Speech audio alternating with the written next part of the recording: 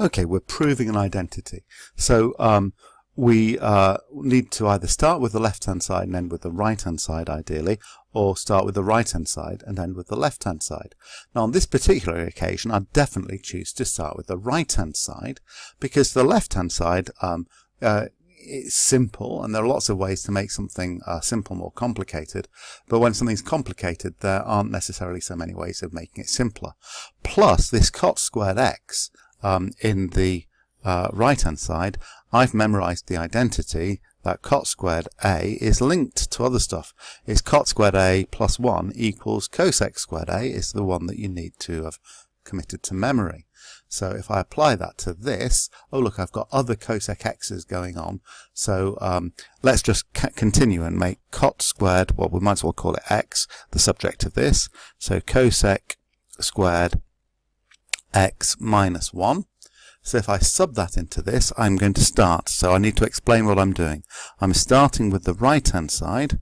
Okay, I could write it out, but it's perfectly legitimate to write down cosec of x plus cosec of x and then fill in the bracket. Because of what I've got in my scribble space, it's absolutely clear where this cosec squared x minus 1 is coming from. And I can almost see the simplification happening already. I'm going to multiply out the bracket, so this cosec x just sits here for now. And then cosec x times cosec squared x is going to give me cosec cubed of x. And cosec x times minus 1 is minus cosec x. And then something nice happens. I've got a cosec x and a minus cosec x. These cancel. And in fact, I've got just equals cosec cubed x, which equals my left-hand side, and then we need to make a comment at the end. So therefore, right-hand side equals left-hand side as required. And that is all we need for our proof. Okay, so on this one, the strategy was two pointers to start with the right-hand side.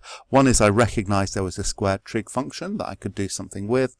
And the other one is if you've got a simple side and a more complicated one, try and simplify the more complicated side rather than complicate the simplicated side.